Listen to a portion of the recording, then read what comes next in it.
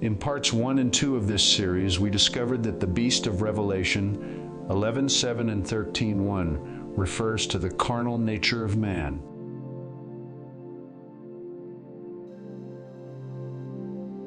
The carnal nature results from pride.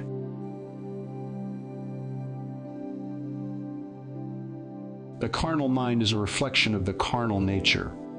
We are told that the carnal mind is enmity against God, for it is not subject to the law of God, nor indeed can be.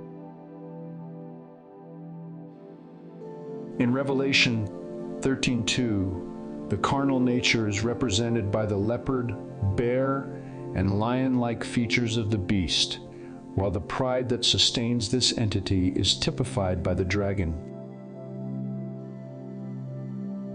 So what is pride really? Google Bard states that pride is a high or inordinate opinion of one's own dignity, importance, merit, or superiority. Pride is the effect, but it is not the cause. The cause or source of pride is love. Love? Yes, love. And love? It is an emotion, a strong feeling of affection for someone or something.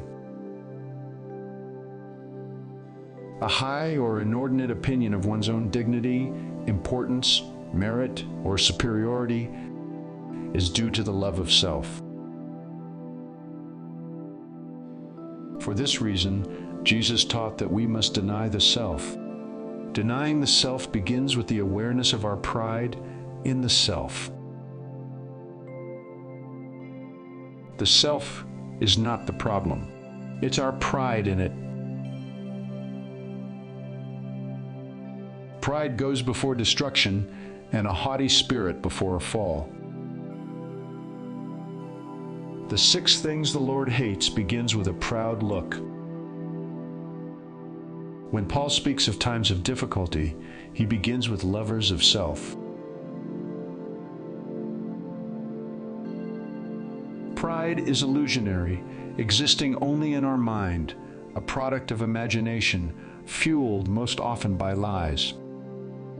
This leads to the most destructive characteristic of pride, which is prejudice.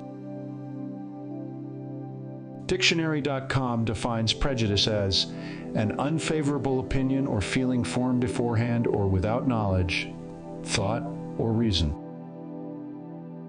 Pride leads to prejudice, which leads to accusation.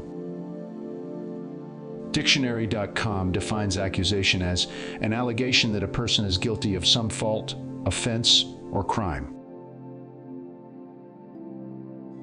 And I heard a loud voice saying in heaven, "Now is come salvation, and strength, and the kingdom of our God, and the power of his Christ, for the accuser of our brethren is cast down, which accused them before our God day and night." Of all the characteristics that could be assigned to the great red dragon, who is called the devil and Satan, it is accusation. No doubt, the dragon points to pride. Pride leads to prejudice, which leads to accusation. James wrote that there is one lawgiver who is able to save and to destroy. Who are you to judge another? It may seem odd that love is the source of pride. However, God is love. Therefore, love is the driving force behind both darkness and light. This is why pride is so difficult to overcome. Consider the following. Every commandment which I command you today, you must be careful to observe, that you may live and multiply and go in and possess the land of which the Lord swore to your fathers. And you shall remember that the Lord your God led you all the way these 40 years in the wilderness to humble you and test you, to know what was in your heart, whether you would keep his commandments or not. So he humbled you, allowed you to hunger, and fed you with manna which you did not know, nor did your fathers know, that he might make you know that man shall not live by bread alone, but man lives by every word that proceeds from the mouth of the Lord. After 430 years in Egyptian bondage, God, through Moses, delivered Israel from Egypt. Despite their time of bondage, it was still necessary for the Lord to lead them for 40 years in the wilderness to humble them, and make them know that man shall not live by bread alone, but man lives by every word that proceeds from the mouth of the Lord. Are we any exception?